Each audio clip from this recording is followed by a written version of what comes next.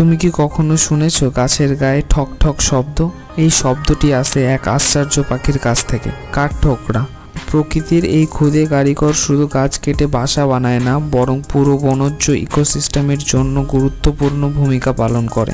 আসো আজ জানি কাঠঠোকরা পাখির বিস্ময়কর জীবন সম্পর্কে। বিশ্বে প্রায় 200 প্রজাতির কাঠঠোকরা রয়েছে।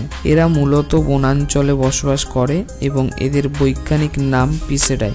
মাথার শক্ত খুলি, ধারালো ঠোঁট এবং শক্তিশালী গলা কাঠের ভেতরে কীটপতঙ্গ খুঁজে বের করার জন্য উপযুক্ত। কাঠঠোকরারা তাদের বাসা গাছের কাণ্ডের ভেতরে বানায়। শক্তিশালী ঠোঁটের সাহায্যে তারা কাঠ কেটে ফাঁকা জায়গা তৈরি করে, যা শুধু তাদের না বরং অন্যান্য প্রাণীদের জন্য আশ্রয়স্থল হয়ে ওঠে। কাঠঠোকরারা সাধারণত কীটপতঙ্গ খায়, তবে কিছু প্রজাতি ফল, মধু খেয়ে থাকে। দিনে প্রায় 8000 থেকে 12000 বার এরা গাছের কাণ্ডে ঠোকর মারে। কিন্তু কেমন করে এরা এত জোরে ঠোকর মেরেও মাথা ব্যথা অনুভব করে না?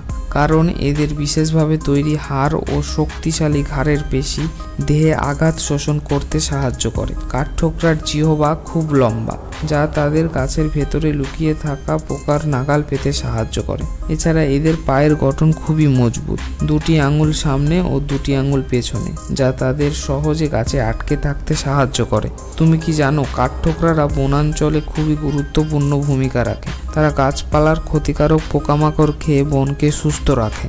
এছাড়া তাদের গর্তে অন্য পাখি ও ছোট প্রাণীরা বসবাস করে। কিন্তু দুঃখজনকভাবে বন ধ্বংসের ফলে অনেক কাঠঠোকরা প্রজাতি বিলুপ্ত হয়ে পড়েছে।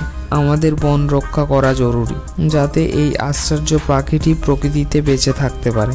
কাঠঠোকরারা শুধু একটি পাখি নয়, এটি প্রকৃতির ভারসাম্য রক্ষার গুরুত্বপূর্ণ ভূমিকা পালন করে।